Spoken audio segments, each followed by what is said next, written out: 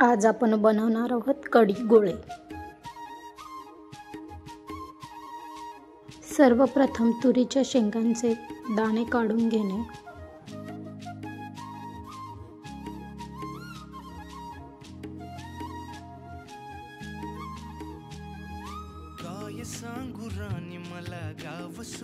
दाणे काढून झाल्यावर एकदा बघून घेणे काही कीड वगैरे तर नाही आहे ना। एका कढईमध्ये तुरीचे दाणे चांगले भाजून घ्यायचे कलर बदलेपर्यंत।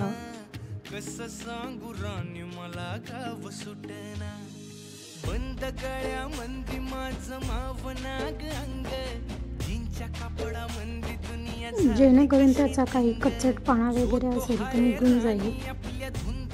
अशा पद्धतीने भाजून घ्यायचे आहे। थंड झाल्यावर मिक्सरच्या भांड्यामध्ये ते दाणे काढून घेणे।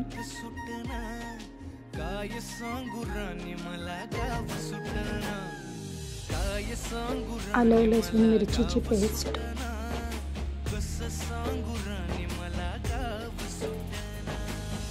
कोथिंबीर, कांदा,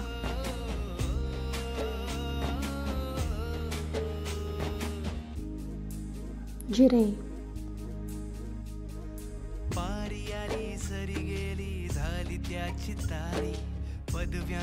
हळद,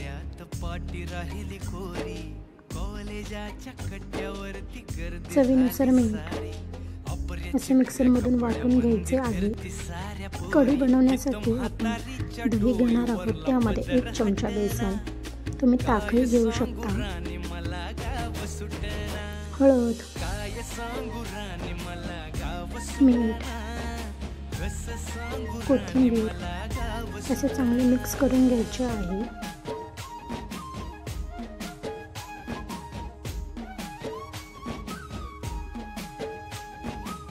मिक्स करून झाल्यानंतर त्यामध्ये पाणी ॲड करणार आहोत।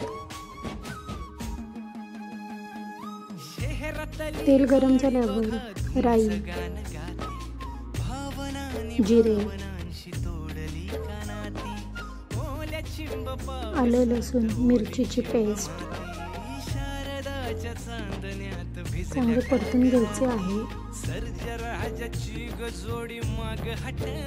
हिंग,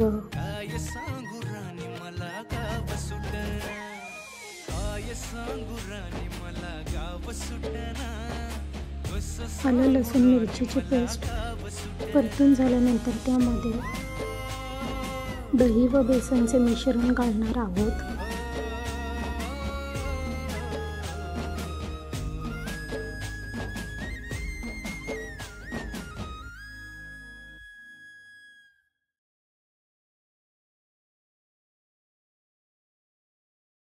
मिक्सरमधून वाटून घेतलेले तुरीचे दाणे जाडसरच ठेवायचे आहेत।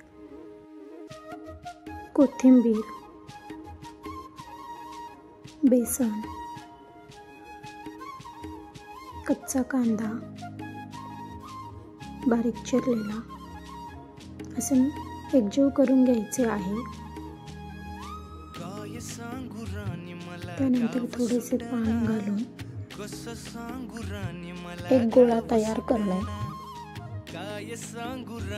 लहान आकाराचे गोळे तयार करून घेणे।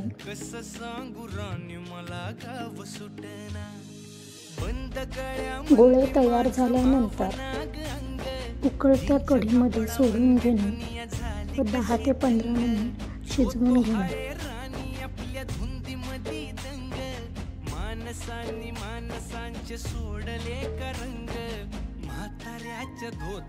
कोथिंबीर घालून घेणे।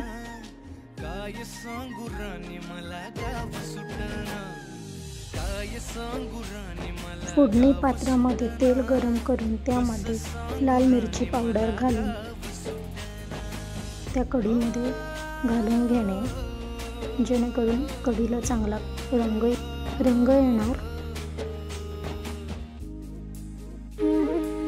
तुम्ही बघू शकता आपले कढी गोळे किती सुंदर झाले आहेत।